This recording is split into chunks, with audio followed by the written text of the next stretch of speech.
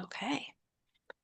Good evening, everybody. Welcome to JWA's Book Talks. I'm Judith Rosenbaum of the Jewish Women's Archive. Very excited to start off this series of book talks with you all tonight. Please say hello in the chat box.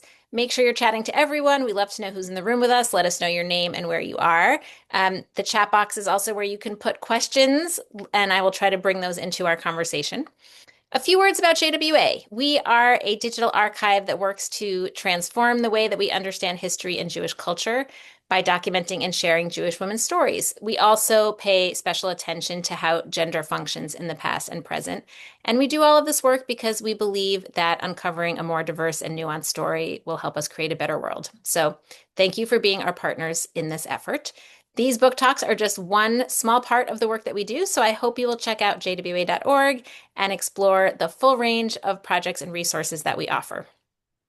Quick logistical note, if you would like captioning, you can turn them on yourself by clicking the button that says CC or show captions, and that should hopefully make them work for you. Okay, I am delighted to introduce this evening's author. Jane Eisner is an accomplished journalist, educator, nonprofit leader, consultant, and public speaker. She recently completed a multi-year appointment as Director of Academic Affairs at the Graduate School of Journalism at Columbia University, where she was also an adjunct professor.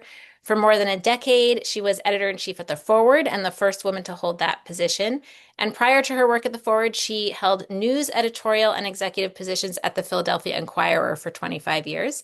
She has taught at Wesleyan and the University of Pennsylvania. She's the author of Taking Back the Vote, Getting American Youth Involved in Our Democracy, which is more important than ever, and a contributor to too many major news outlets for me to list here tonight. Tonight, we're going to be talking about her latest book, an interpretive biography of Carole King called Carole King, She Made the Earth Move, which is part of Yale's Jewish Live series. Welcome, Jane. So glad to have you here with us tonight. Oh, thank you. What a delight to be with you, Judith. And it's wonderful to have so many folks with us. Thank you, everybody, for joining us. So I would love to start actually with the personal, which is where does your Carole King story start? I know that you have a little bit of a personal connection. And of course, everybody has their own, their That's own right. memories and associations. Well, I was a teenager in 1971 when Tapestry was released, and it just blew my mind. I mean, the music was so amazing, and also the fact that this, woman with curly hair who came from Brooklyn, I came from the Bronx. I'm a bit younger than she is, but it was like she seems so authentic and kind of inspiring. And really, that was the kind of the kernel of my um, connection to her. I mean, not a personal connection, but like I bet so many people who are listening to this, a sense of she helped write the songs of my life. And yeah, so that's when it started. I also had the opportunity to spend a couple of weeks for 2 summers at a community that her father had helped build. And she was not living there anymore, but her mother and her father both were. They had divorced and remarried. And so got to see her family a little bit. And and that made me feel like a little bit closer to her, always wondering, oh, is she going to show up? But of course she didn't. But it still enabled me to feel like that, again, that personal connection. And then I've just been a lifelong fan. She's a very complicated woman, and that's what also makes for a good book, a good story.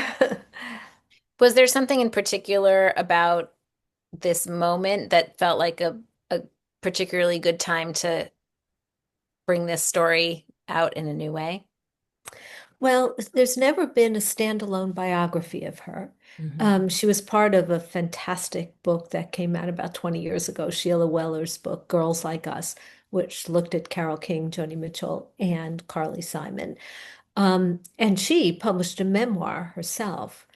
But I really thought there was a space for someone to come in and look at her life. It's an interpretive biography, meaning that I didn't have to write every single thing about her from the time she was born until now. She's 83 years old. That's what I love about this series. It forces you to kind of think, okay, what are the most important things that I could say about this person's life? What are consequential?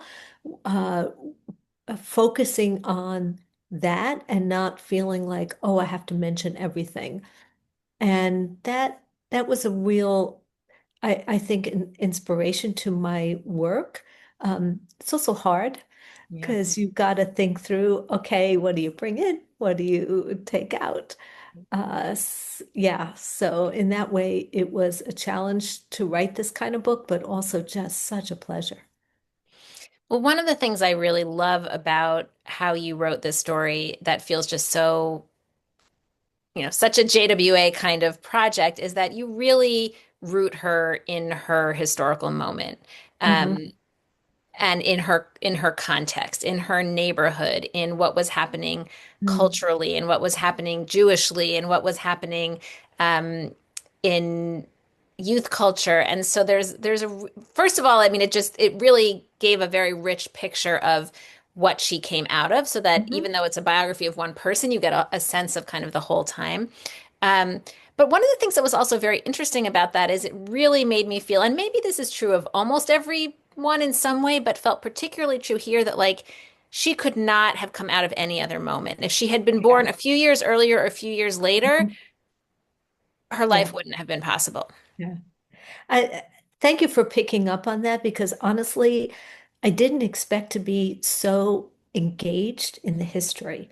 But once I started digging into it, it was just so fascinating, and I think you're absolutely right in two ways. I mean, not just in terms of her upbringing, but also in terms of the moment that she captured with Tapestry, Hmm. the sort of second movement of her life, as I call it. And so I was very interested in what made her, and I know that that is so much of your work as well. To me, it was about where her grandparents came from and how that influenced their lives and what was going on with Jews then, the decline of anti-Semitism after World War II. It had really shot up, and then by the 50s coming down, what was going on in the outer boroughs, Brooklyn and Queens. How come these amazing people kind of flourished there, with no yichus, if you will, working class people. And yet there was this amazing creative spark. There was a lot of ambition going on. Things for women were just opening up. There was just so much happening. And it was a pleasure to research that and to write about it. And I'm glad that you brought it up in that way because I do think it's important to look where, what was going around, right around her. Where'd she Hmm. come from? What did it Um, look like? one of the things that I thought was really interesting is how you drew the line of sort of some of the Jewish history echoes through her story. Mm. Sort of themes of reinvention, for example, thinking Mhm. about her Yeah. immigrant grandparents Mm. and what they went through. I mean, on the one hand, I'm sure her immigrant grandparents would have looked at her and said, I cannot comprehend this person's life, right? Mhm. So different, so many changes. And yet you were able to kind of tell us about some of the kind of themes that you identified as potential through lines there. Well, there's a couple, I guess. One is probably very common among that generation, which is real ambition. Mm, Just feeling like, your grandfather made it out of the tenements. I'm gonna make it out of where I am as well. So I think that, and the optimism behind that, this belief that you can do it. right. Um, so I think that's one thing. She was exposed to a lot of secular Jewish culture. She and her family was not religious. They didn't belong to a synagogue. Um, but where she grew up, Sheepshead Bay, um, Gravesend, that area, was very, very Jewish. And there were so many Jews there that you felt like you were in the majority, even though you weren't. And it created a sense of comfort about that. And also, I think the way Judaism was expressed um, through food, through getting together for Passover, even if you weren't terribly observant or knowledgeable. It was kind of in the air, going on summers to this community in Connecticut that I mentioned that initially only had Jews in there, but Mhm. they weren't what we might think of as observant Jews. There was a gigantic fight for years about whether or not to build a synagogue. Right. So it was a different kind of Judaism um, that she inherited and then lived in.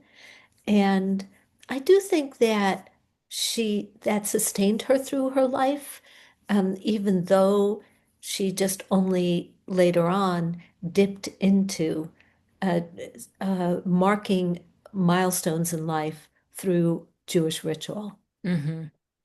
Right. Well, and she's not alone in kind of emerging from that milieu in that way, Yeah. right? We know that even just from her high school, there's all these other famous Jews, right? Yeah. RBG and Chuck Schumer and Bernie Sanders, I think Sanders. also, right? Yeah. So Yeah. um, it seems like it was a hotbed of ambitious, talented Hmm. people who went off in different kinds of directions and came out of that community with a real sense of empowerment, it seems like, and a sense of possibility, as you're saying. Yes. And also, yeah, they had to push the door, but it opened. Hmm. Right. It wasn't slammed in their face as it might have been 50 years ago. Now, that said, she was born Carol Joan Klein. So first she put an E at the end of Carol because there were so many Carols in her high school, apparently. Um, but she decided on her own to change at least her name professionally to King. And I think this idea that things were opening up for Jews and it was fine to be who you were and you can assimilate, it only went so far. There was still this other part that was happening where you felt like you didn't want to be Klein, you wanted to be King. Right. Right. And I think, you talk about some of her renaming as being part of that sense of reinvention that was part of her. But Yeah. also that isn't separable from a certain sense of that it would be better to be more generic sounding. Yes. And I was Yes. surprised to hear that even, she had performed as a young person. I think one of her first public performances when she was like 8. And even then she changed her name just for that performance to Carole Yes. Kane or something, which Yes. also is Yes. a less ethnic sounding Yes. um, name. Yeah. I I see we mean, have this, some classmates of Carole Klein in our in the room with us tonight, which is exciting. oh, that's wonderful. Well, they probably know more about that time than I did. Yes.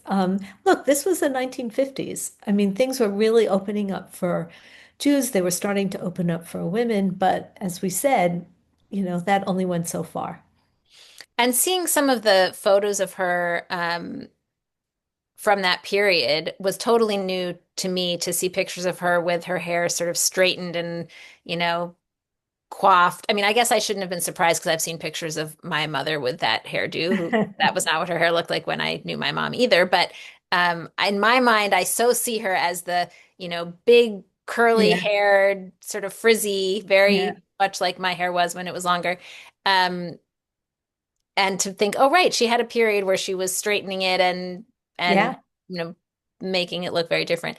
So the other dynamic that was happening at the same time, which is so key to her experience, is the rise of youth culture and the opportunity that that provided. And you had this great line when you write about uh, the period of the Brill Building when she and Jerry Goffin were writing songs there that, these were young people writing about young people for young people, which Mhm. again, in this moment, if I said that to my kids, they'd be like, yeah, that's what music is, right? That's just normal now. Yeah. But that was a completely new kind of dynamic at that time. Yes, it was. And, this is where my own research led me, and I just found it fascinating. We think today that technology affects how we live. Well, new technology has made us think differently and act differently in the world for a long time. So, it's post-World War II, and the transistor radio is now becoming more and more popular and less expensive, accessible. So before then, if your parents were lucky enough to have a stereo system, you had to listen to their songs, right? There was just one way to do it. Now you have this transistor radio and you can listen to your own music. And that just revolutionized musical popular culture. And then there was just this huge appetite for more and more and more songs to feed that. And then there was this, rise of a kind of integrated musical scene, especially in New York, that she was part of. Um, there were the white kids, the Jewish kids. There was a lot of integration with African Americans. There were Puerto Ricans who were coming up from Puerto Rico. So all these different influences were happening. And that was also part of it. There were shows where people played music and danced.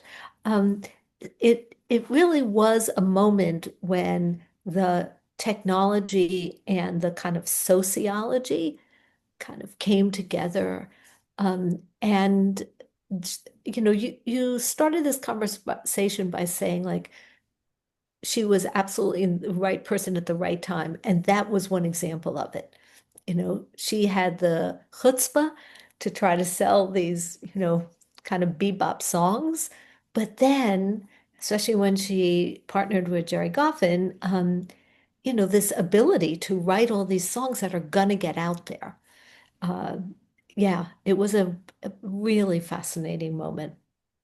Yeah, and it seems just kind of magical that they were able to produce these songs so quickly and Yeah. so like hearing the descriptions of how they wrote some of them like in an evening and then they Yes, became these huge hits. It just kind of yes, they clearly had a an amazing synchronicity with one another and for the sound of the mo what was gonna, what was gonna yeah, work, yeah, the yeah, people that totally. she was writing for. Um, and of course her life is starting on this ambitious track quite young. She's a teenager. She also has her first baby at 17 and a half or whatever. Mhm. And so she's kind of balancing her career and her real desire to have a family, maybe in part to kind of make up for some of the challenges of her own childhood. And that's also part of what makes her so exceptional, I think, in this time is she's doing all of this as a woman who is also a mother, as a woman who is also not taking on the role of being kind of the sex symbol, which was often Mhm. how, celebrity women still Yeah, are treated. yes, So it's really a kind of an amazing and also very fraught. I don't yeah. even want to say balancing act because I hate the language of balance, but that challenge that she faced her whole life. Yes, it's true. I mean, she had two children by the time she was 20. She was working in a man's field, and I think she was kind of always torn.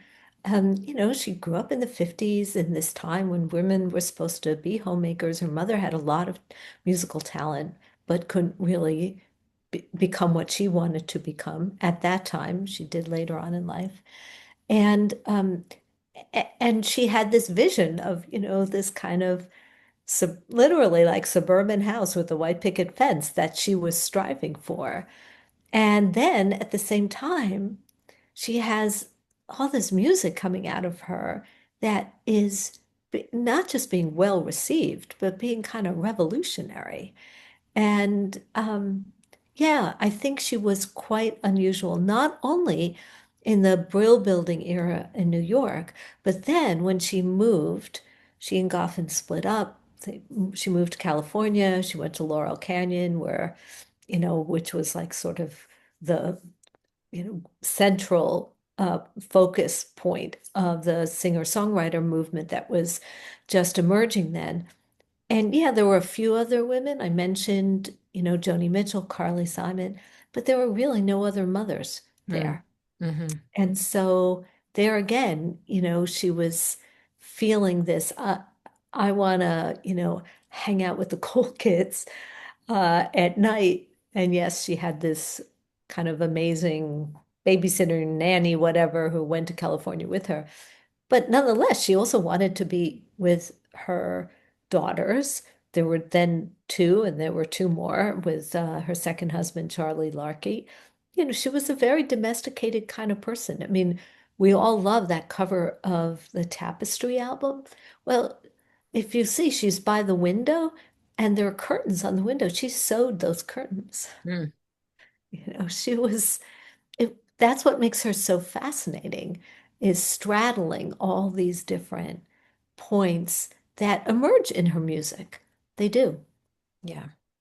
And you describe her as a transitional figure who's kind of a bridge between these two musical eras. And that's again sort of an amazing thing about her because you could imagine that she could have had this whole, and many people did have this whole career of the kind of brill building kind of music. And then, the Beatles arrive, everything changes, and that's the end of their career. Yeah. I didn't know until I read your book that Lennon and McCartney wanted to be like Yes. Goffin and King. That's Thing. Yeah. amazing. Yeah. I know. It really was. And kind of Goffin and King wanted to be like Lennon and McCarthy. There was this Right. mutual thing happening there. But But yes. but how did that happen? I mean, how did she successfully bridge those two eras? I mean, you talk about, these sort of different, you describe them as sort of four symphonies of her life, different eras of her life, and that jump from the New York area to California is a big one. Um, but also one that she could have flopped. I mean, she had, as you said, she had a Yeah. lot going on at that time. What do you Yeah. think made it possible for her to make that to be an effective bridge and be that transition um, in this unique way. Well, that's a really good question. She uh, she was just immensely talented. There's no doubt about that. We talked about her ambition. Um, I think that she um, latched onto something that people were striving for, and that was authenticity. Mm. You know, she did have this whole experience with the Brill Building sound. She and Goffin did have the house with the picket fence in New Jersey for a while. It wasn't it she was happy, he was not. And there were other complications that led to the dissolution of their marriage. But I think in that she went from writing songs for other people, that's what the Brill Building era was about, to writing songs for herself. And that's what others around her were doing. And I think she discovered, with the help especially of Lou Adler, the producer of Tapestry and so many other great albums, I think she discovered the value of her own voice, her own way of expressing the music, not just writing it, but performing it, and did it in this very authentic way. Look, her voice is not like Barbra Streisand, her contemporary, who grew up the next, high school over in Brooklyn, and Another famous high school. yes, Erasmus. And as you said, she didn't have this kind of conventional beauty. But that's, I think, what made her more compelling, because it was just her. And that must have taken so much confidence. I mean, You Make Me Feel Like a Natural Woman was written for Aretha Franklin, specifically for her. And, we've all heard her sing it, and like nobody else can sing it like her. But there's Carole King singing it in her own way. It was very simple. It, but she was still doing it. I think that really was kind of amazing. And it makes you admire her even more for thinking like, okay, this is my song. I never wrote it for somebody else. She's an amazing singer, but I'm going to do it my way. Right. I mean, and I think it's a sign of how amazing those songs are that they can be sung by many different Yeah. people and sound right, sound like they work. I actually today when I was looking at Carole King's Instagram, actually to see what she's up to recently, I saw that she had posted a video of Gracie Abrams singing Natural Woman.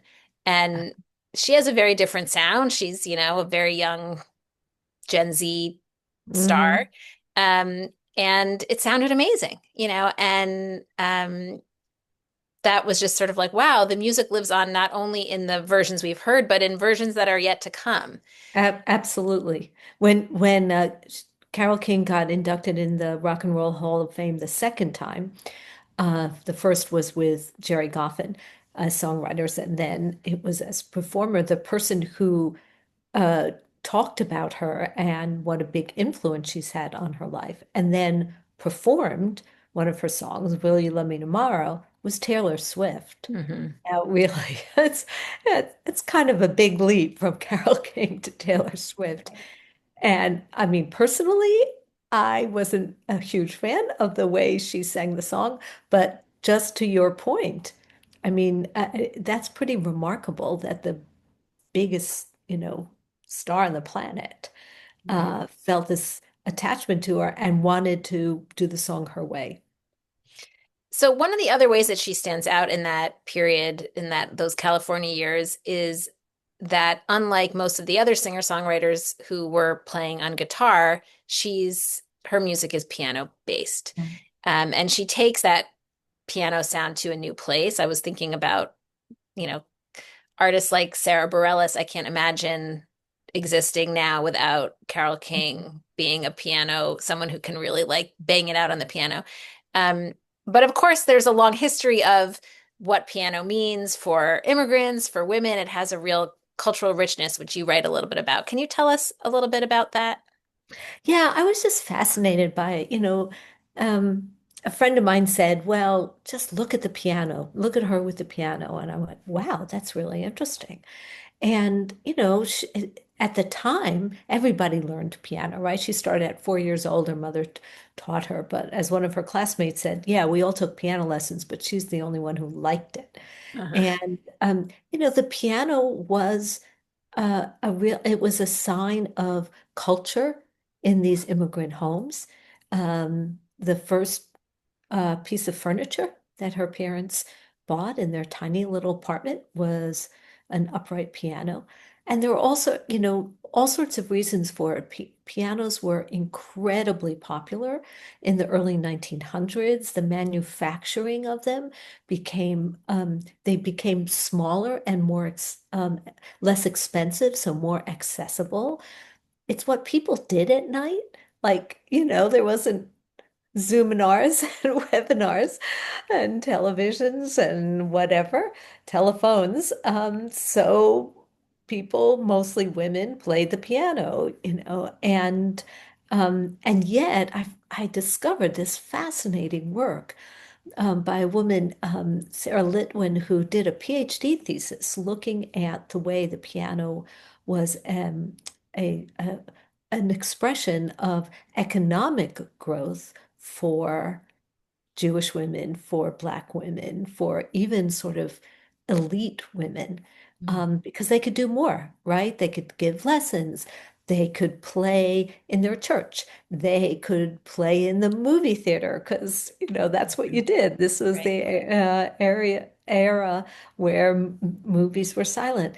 And I just found that fascinating because it is like a through line to her. And, everybody was playing the piano in New York.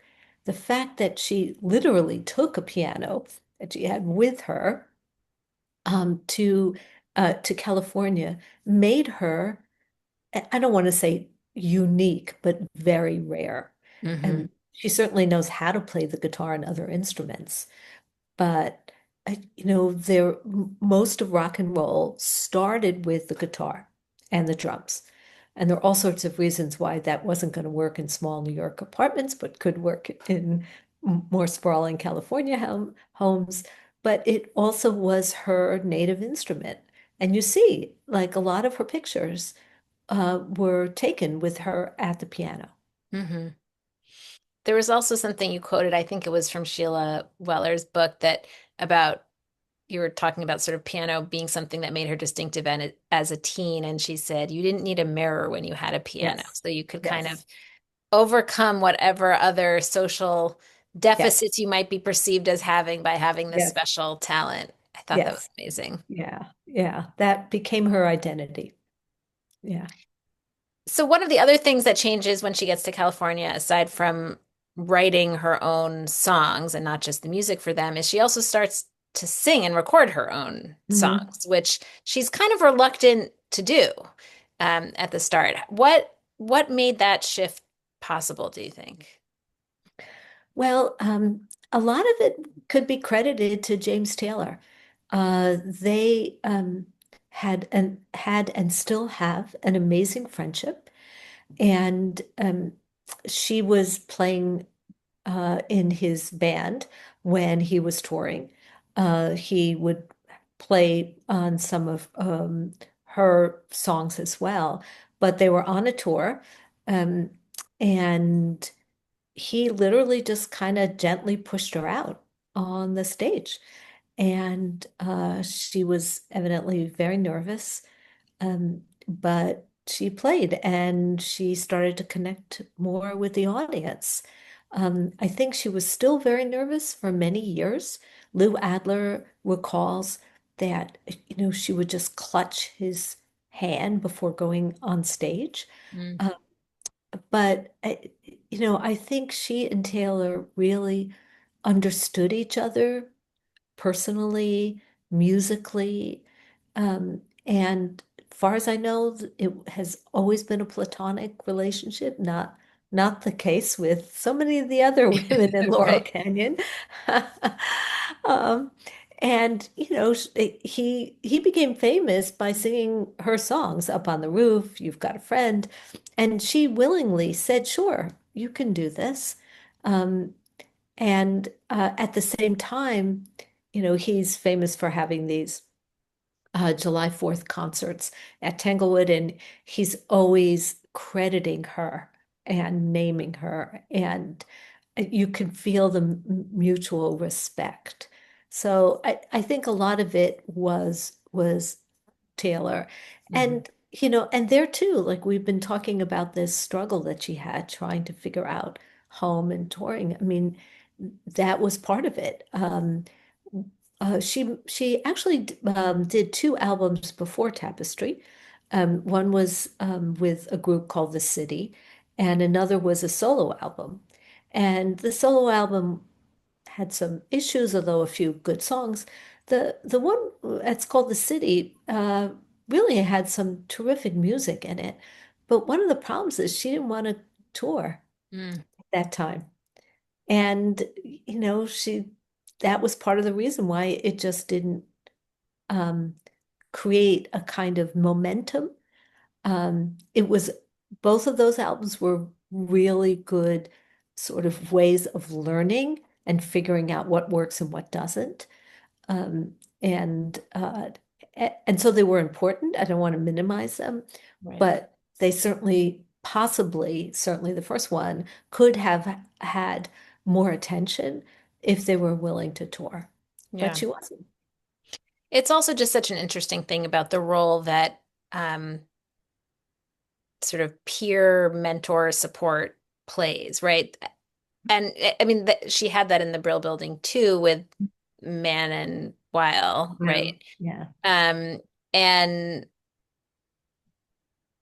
and there's something about, I mean, and certainly I'm sure in all these relationships there were some competitive aspects, but also Yeah. a lot of Yeah. real respect and support, as you're saying. I actually was at James Taylor's 50th anniversary concert, not this past summer, but the summer before at Tanglewood. And he did speak so beautifully right before he sang Mhm. You've Got a Friend. Um, Yeah.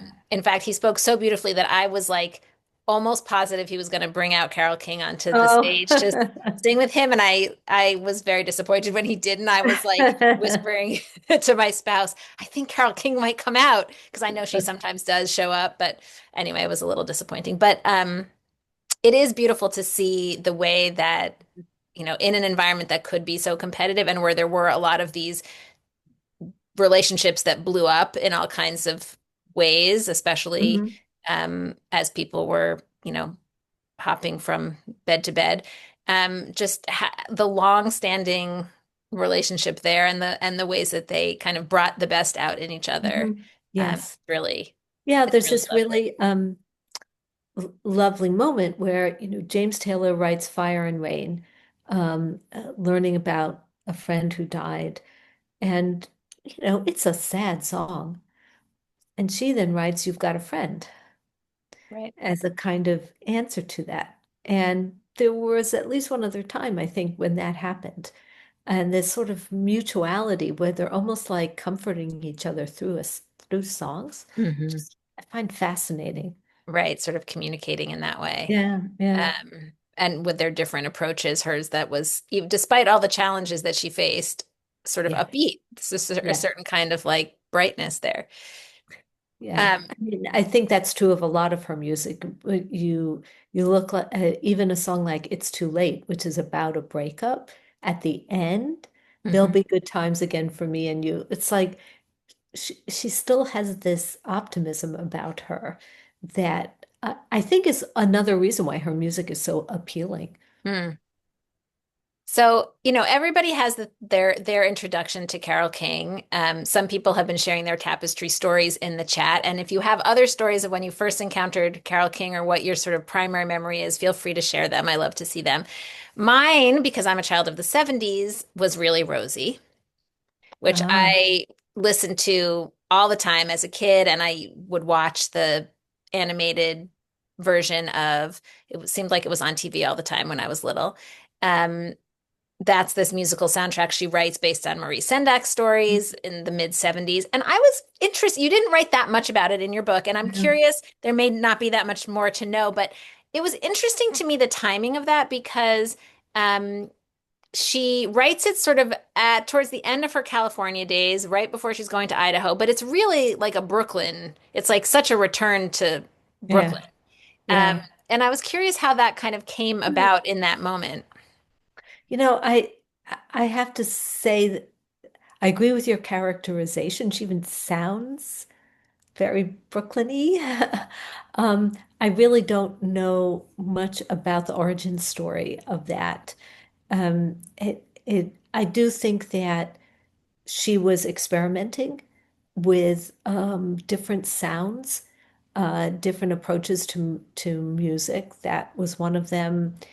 She certainly kind of had some rock and roll type um, albums. There's an album called Fantasy, which is meant to be a sort of narrative about race relations. I personally don't think it works, but very well. But she was trying. Like you kind of like you can't blame the girl for trying. And I think really Rosie was such a departure that that's part of what makes it interesting. Hmm. Um, so the Idaho part of Carole King's life, which in some ways is the longest part because she moves there in the 70s and she's still there, but Mhm. has sort of different chapters because she has the parts where she has these difficult marriages and then more recent years which are more about her Yeah. activism, I would say. Um, it's maybe the hardest part to understand, in part, I guess, because it's the least public part, but also feels like such a big change from what came before and was so tumultuous when she's coming out of a period of such success. How do you understand that piece of her story? It really is a challenge to understand it. Here you have this Brooklyn girl who then, becomes ensconced in Laurel Canyon. And her second marriage has dissolved to Charlie Larkey. She meets this guy, Rick Evers, one evening, and they are never apart. And he is just has a hold on her. He's really charismatic. she certainly was attracted to different kinds of men, and he was really different. Um, and he persuades her to go and look at living in the Rocky Mountain area. And she says it's partly was because she didn't feel comfortable with the scene in Laurel Canyon. Again, we spoke about how unusual it was for her to be a mother. She was the same age as a lot of these other people, but in such a different place in the life cycle. And I think she definitely was looking for something different. This was really different. Um, uh, she took her kids, her oldest daughter stayed back in LA, but she took her three other kids there. Um, they were living in various sort of ranches and different places like that. And Evers was a really difficult man. He abused her even before they married, and then after. He was a drug addict. He died of a drug overdose, and that must have been just really difficult for her. But then, in a really kind of mystifying way, within just months of that, she meets another Rick Sorensen, whose nickname was TP Rick. So you get an idea of what he was about.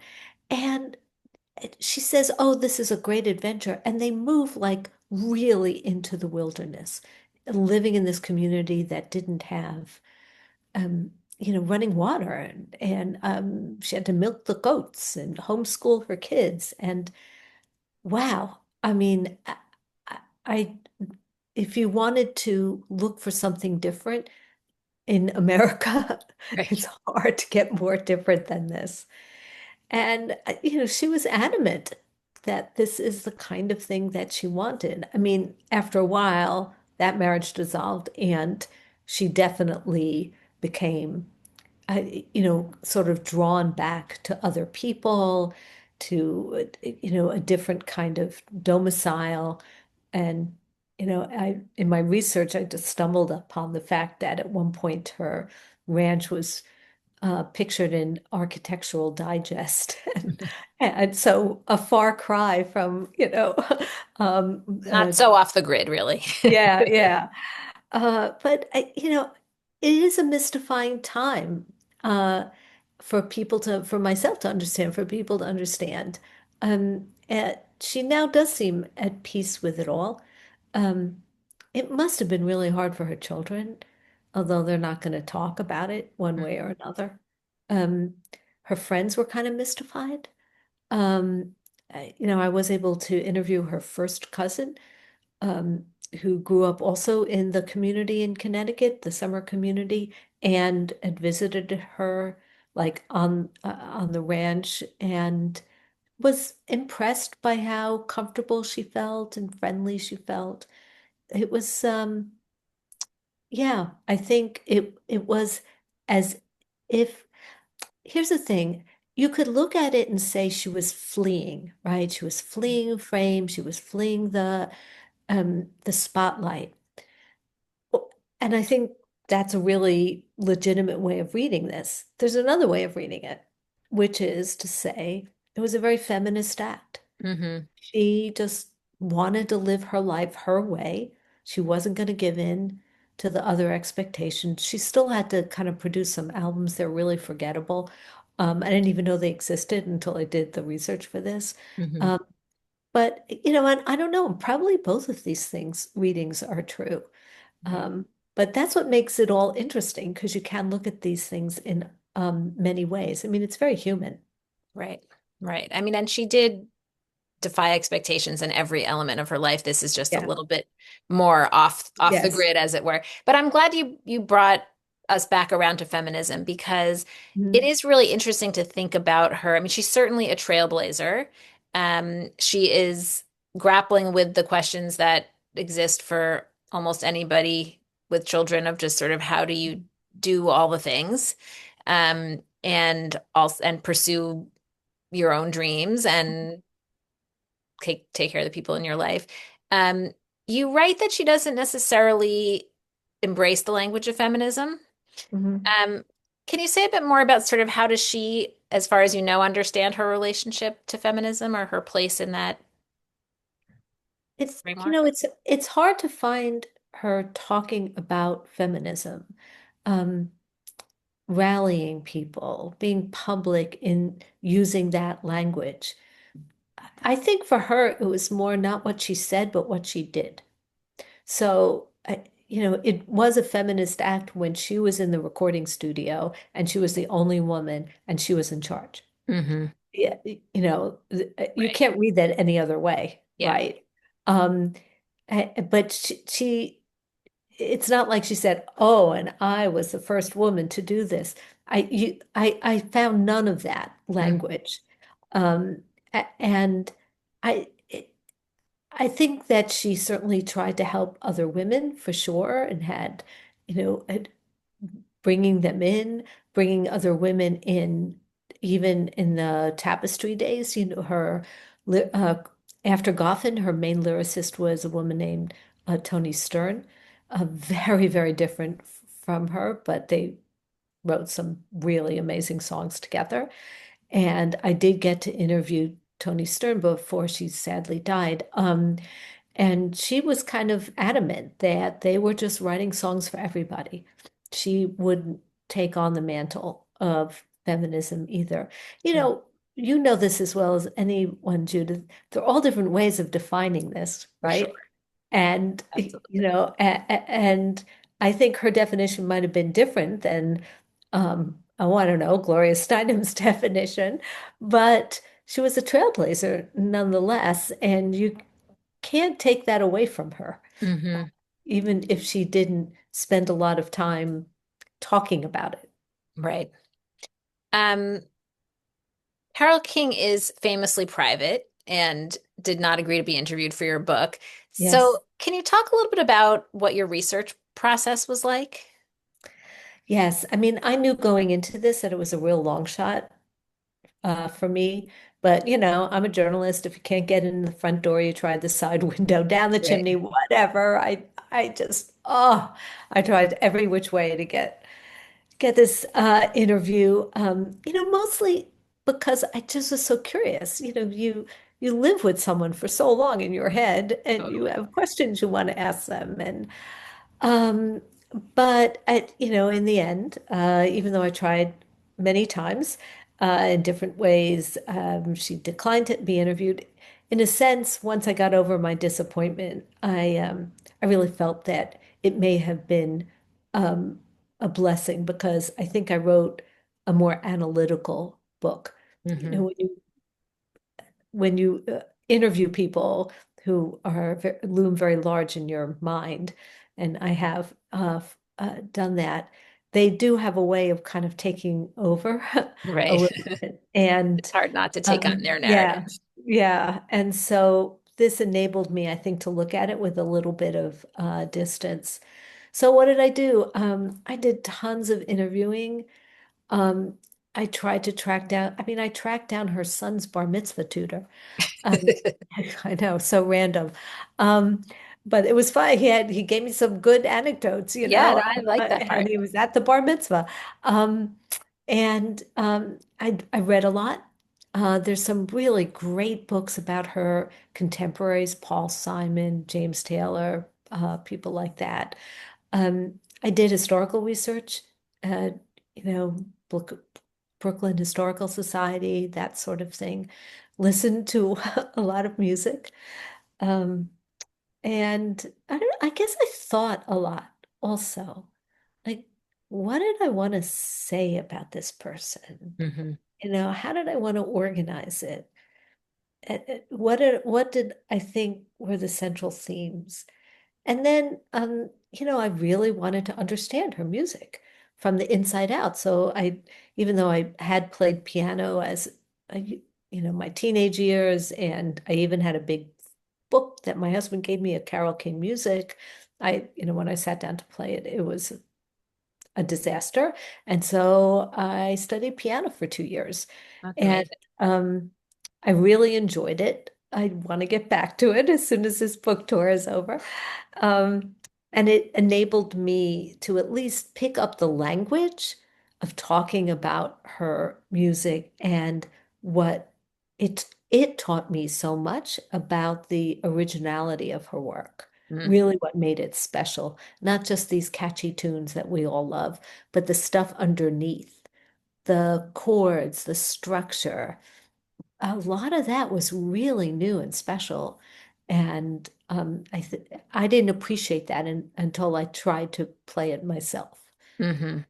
Yeah, as someone who does not really play piano, I was trying to understand what you were writing about with that. It made me Yeah. feel like I want to sit down with the music and listen to it, or have someone, point it. I actually was listening to some songs as you were writing about them to see if I could hear what you were talking about. Yeah.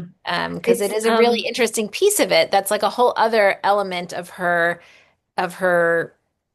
originality and yeah. creativity. Yeah. I know. I really struggled with how to explain this. My husband, who's not at all a journalist, is a scientist developing cancer drugs. But he's my, first and best reader. And so he's reading a draft and he's saying, no, this, you got to explain this more. And so I did, but I've worried ever since that I didn't explain it enough. And part of this grew out of not a feeling that I've had, and especially when I was reading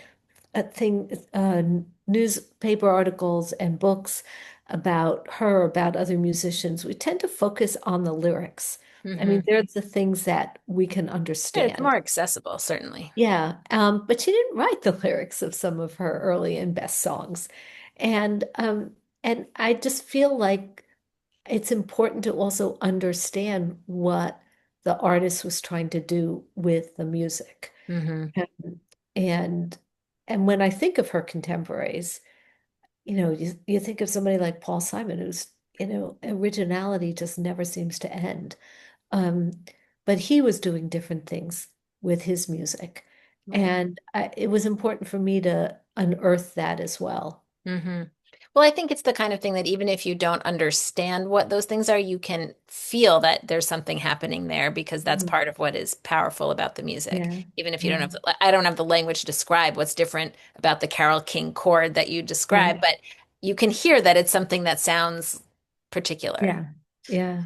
Um, we have a couple of questions about her family, and what her relationship is like with her kids today. Do you know that? I mean, I know Joy, who's asking this question, said that she doesn't talk about them much, especially the younger ones in her autobiography, and maybe that's partially her own privacy. But do you have any insight into Well, her her kids? two oldest daughters, the Goffin girls, their father was Jerry Goffin, who's died about a decade ago. They're very public. Louise Goffin um, is a singer-songwriter herself, sings with her mother. We were speaking before we came on about the theme song to Gilmore Girls, and the two of them sing it. Um, and she's, I mean, I did correspond with her. I couldn't get much farther on it, but she's really lovely. And her second daughter, Sherry Goffin Condor, is actually her manager. Hmm. So they're really out there. Her third and fourth child, Molly and Levi, their father is Charlie Larkey, her second husband. By the way, both Jerry Goffin and Charlie Larkey were Jewish, and they married in Jewish ceremonies. Um, and they are like they're off the grid. I mean, it's really, really hard to find them, and I think they guard their privacy tremendously. I have a sense that she is still close to them, um, and and applauds them in many ways. But yeah, they don't have a public presence at all. Hmm. Well, they also grew up really off the grid, so maybe that just seems normal for them, Yes. having grown up, in the backwoods of Idaho. That's right. True enough. Um, in the book, it was interesting to me. You call Jerry Goffin the true love of Carol's life, and I'm Mhm. curious what made you say that. Just the way she talks about him still. Mm, Um, she's most associated with him. There's this uh, Goffin King organization that helps songwriters. There's just so much there. And I think, yeah, I think it's part of it is the connection with the music that was so strong. I mean, Charlie Larky, her second husband, played bass and played on many of her records, and she, wrote a song or two about him to him, but it wasn't the same thing as Goffin and King. And so I think it's that, but I think she describes how she had this image of what she was looking in a boyfriend. And there she is at Queens College as a freshman, and in walks Goffin. And it was like, oh yeah, mm, that's the one. And I kind of wonder if like that stayed with her, that I mean, it may have been more fantasy imagery than reality, but hmm I think it's that. And they're also very protective of his legacy, hmm and his story as well.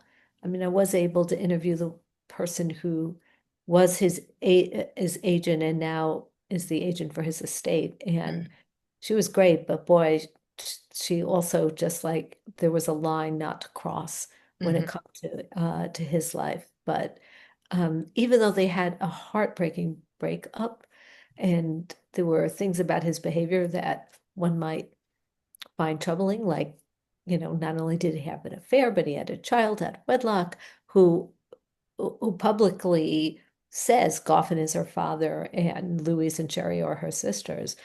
Um, I don't think, I think she always forgave him somehow in her heart. mm, But look, that's me speculating about that. I can't say what's really inside someone.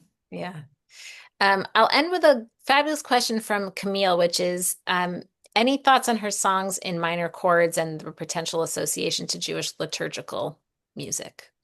Wow. I don't I don't know how familiar she was with Jewish liturgical music, but um, there's an album that was kind of a later album called A Christmas Carol, the carol being and having an E at the end. And, this was one of those signs that perhaps she wasn't so attached to Judaism, coming So out the with. best Christmas songs are all written by Jews, so That is there's true. that. Absolutely. But there is one track on that in which she and her oldest daughter, Louise, and Louise's son sing a kind of Sephardi version of the blessing over the Chanukiah, over the menorah. And Mm, it's kind of slow, and I don't know. It's very different than you would necessarily hear in a classic Ashkenazic family. Um, but I thought it was interesting that she included that, and that they did it that way, and they did it a multi-generational. So mm, whether that was tied to Jewish liturgic music or not, it certainly was a statement mm. amidst all these other wintry, Christmassy songs. Wonderful. Well, thank you so much, Jane, for this conversation and for this book. And thanks to everybody for being here and for sharing your memories of Carole King, and what she meant to you in the chat. Many people in the chat were saying this was too short, and yes, we could have gone on. But hopefully you will continue to explore, listen to the music, read Jane's book. There's always, of course, always more to learn at JWA. You can read about Carole King in our Encyclopedia of Jewish Women and in our This Week in History collection. You can put her work in broader context with our encyclopedia articles about Jewish women in contemporary music and Jewish women and Jewish music in America. And finally, the last link that we gave you in that list of links is an essay by one of our Teen Rising Voices fellows a few years ago about the impact Carole King has had on her. So that speaks again to her Oh, continued yeah. legacy.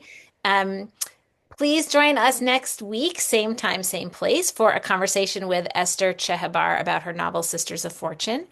And until next time, take care, everyone. Don't forget to vote next week, and let's take care of each other. Good night, everybody, and thank you Thank you, again, Jane. Judith. This was great.